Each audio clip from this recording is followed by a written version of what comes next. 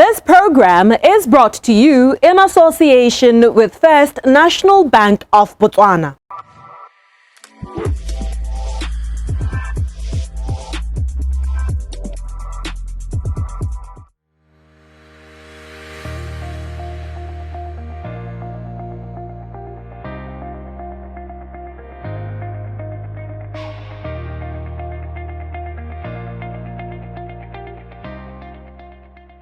Trying to keep up with work and life has seen a shift in how people take care of their bodies to ensure optimum output, especially at their places of employment.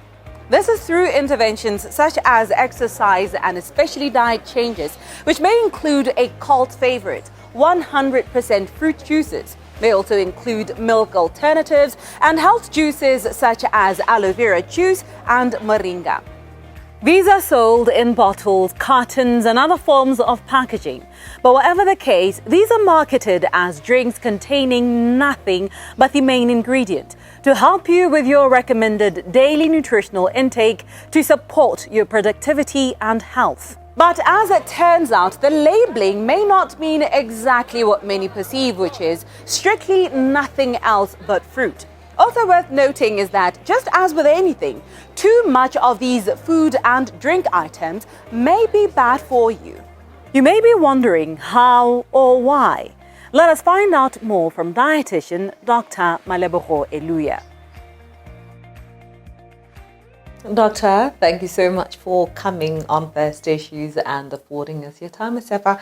It's a pleasure having you on our platform. Today we're talking about labeling on food items, saying, your bottle of almond milk, which is a milk alternative, your orange juice box, maybe even an aloe vera juice box, purporting to have 100% juice or 100% almond milk or 100% aloe vera juice, right?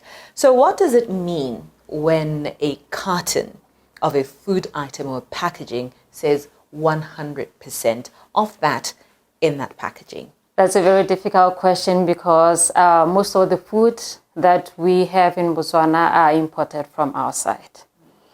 What I mean is every country has its own standards regarding labeling. Unfortunately, it's not always uniform. You may find that in the UK, they have different standards on expectations of companies to say if something is 100% juice, what does it mean? Similar to any other country. Mind you, we import most of our foodstuffs from South Africa. So they may have their own standards to say if something is labeled as 100% juice, what does it mean? But generally, with fruit juices, anything that is extracted from fruit can be labeled as 100% juice. And I think sometimes we get it confused to think that it's similar to the fruit juice that you can squeeze at home, using either a squeezer or whatever. But like I said, anything that is extracted from fruits can be labeled as 100% juice. And it doesn't mean that it's all natural in the sense that even, I would say it in quotes, chemicals that are extracted from fruit can be termed as 100% fruit juice. If you take citric acid, for example, it's extracted from fruit. But it doesn't mean that it is a juice. Yes, it is a bit confusing. I'll give an example. 100% juice coming from an apple and grape does not mean that if both of them are mixed, it is 100% apple. So a mixture of apple and grape, as long as both of them are coming from or an extraction from fruits, then legally they can be termed as 100% juice. Well, maybe let us understand why there needs to be other ingredients in something that is purported to be 100%, right? What purpose do the other chemicals serve and what are they? The purpose is dependent on what, unfortunately, number one, is legally permissible to that particular country. When we import certain foodstuffs, we are abiding by the country standards, not Botswana standards. Unless if we set our own standards to say, for a food item to be imported, labeled as 100% juice, what does it entail?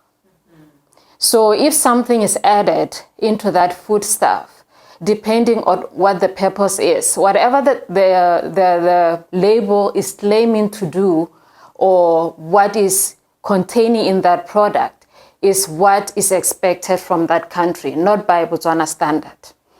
If country X permits that you can add aloe vera, for example, to a juice for health benefit, for whatever, it is by that country standard. And those claims would have to be scientifically motivated, depending on whether the country accepts it or not. Mind you, science is very tricky because even research, for you to have the health claims, they have to be scientifically motivated. As far as marketing goes, this could be considered false advertising, and it is frowned upon as illegal.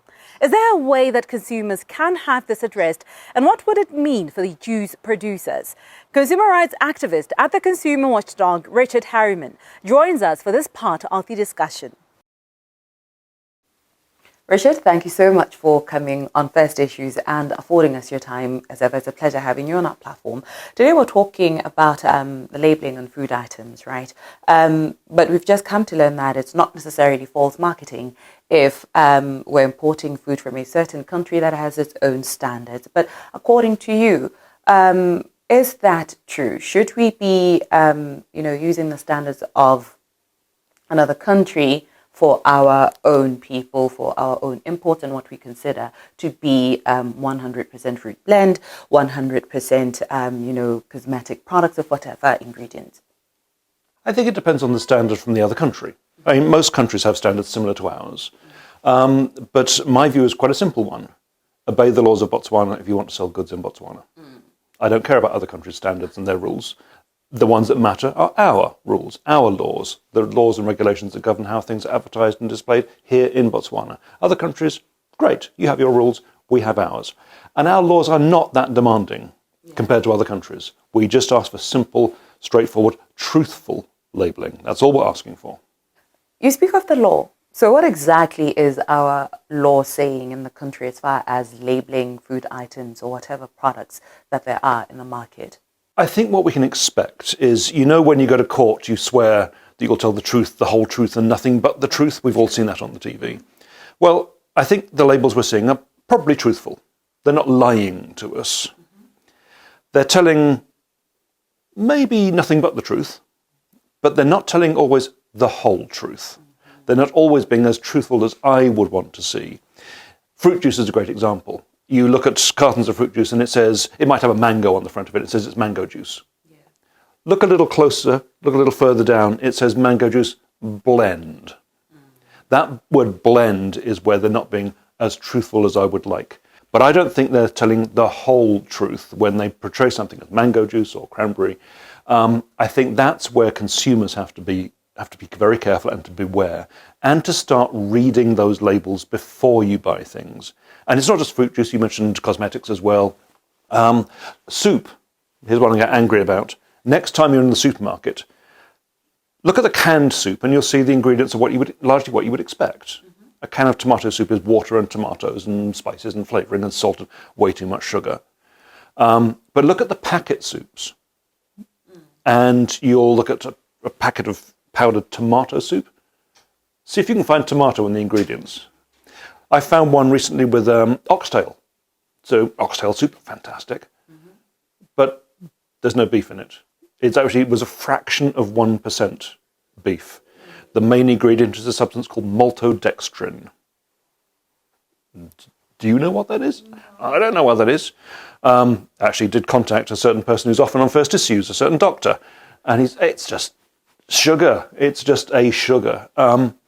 Read the ingredients because we need as consumers to understand what we're putting in our bodies. Because a lot of the stuff we're consuming isn't what we think it is. I think of soup as something nutritious and healthy and tasty. when in fact a packet soup is just maltodextrin, whatever that is. So the key thing for consumers, I think, is to read those labels, and if you don't understand what's in a product, don't buy it. But is there something that the ordinary Motswana at home can do about this, maybe to protest or say, you know, they're not happy about this? You walk into a grocery store and you've got all of these shelves are washed with these food items that, I don't want to say, but are falsely labeled. They absolutely can. I mean, the Consumer Protection Act is very clear. You can't falsely advertise or market something. It's very clear. A supplier, a store has to be absolutely honest. A manufacturer has to be absolutely honest about what a product is. And it includes the word composition in the law. So what composes this product? You have to be truthful. You have to be open and honest about it. The labelling of prepackaged foods regulations is very clear about ingredients. They have to be listed in descending order. So the first ingredient is the main one, and then it goes down the list until at the end you've got all the tiny little things. I think these are the laws of Botswana, and I think as consumers, as customers, we have a right to go to a store and say, hang on, I don't understand this. Or what are these terms you're using? What is maltodextrin? What is this substance that you're selling to me? So I think as consumers, we don't have to be we have to be rude or shout. We just have to say to suppliers, either directly, speak to the store manager and say, look, what is this you're selling me? Or it's 2022. We have the great tool. We have social media.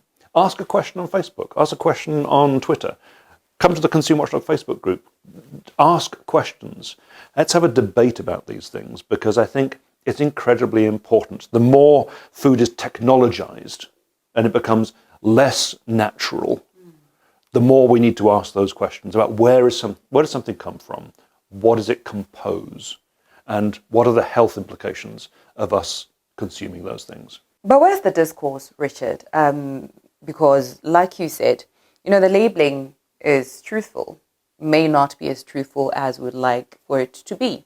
But we're still seeing people who want to make better lifestyle choices, and in those choices, they choose to have better diets. And in that, they always go for the 100% fruit juice blend, thinking that, you know, fruit juice is good for me. So where's the discourse there? Are we not taking responsibility in educating ourselves on what it is that we're putting inside our bodies? I think the ingredients is a key thing, but I think we also need to educate ourselves, and we need to be educated. Like people like Dr. Baggott, I mean, he's doing a fantastic job educating us on what we should and shouldn't be consuming. There is this myth, this complete myth, for instance, that fruit juice is good for us. Mm-hmm. No, it's not. Fruit is good for us. Fruit and vegetables, fantastic. Look at the ingredients of fruit juices and you'll find it's basically sugar. Sugar, sugar, and then more sugar. The reason they put grape juice and apple juice into these products is it's full of sugar and it's cheap. We're not consuming what we think we're consuming. So I think the key issue is for consumers to educate themselves and to be helped to educate themselves by suppliers, by experts, and in particular by people who are not trying to sell us things. Mm-hmm. The people who are there trying to help us improve our health, not in return for money. So educate yourself on what's healthy and what's not healthy. I'm not saying we have to be totally 100% pure and we can't indulge ourselves occasionally. Of course we should. I think indulgence is good sometimes. But meanwhile, our diet needs to be as healthy as possible and as nutritious as possible and as tasty as possible. Those things are possible, but it comes from ourselves, as consumers, educating ourselves. Welcome back to First Issues. We pick up our discussion on change management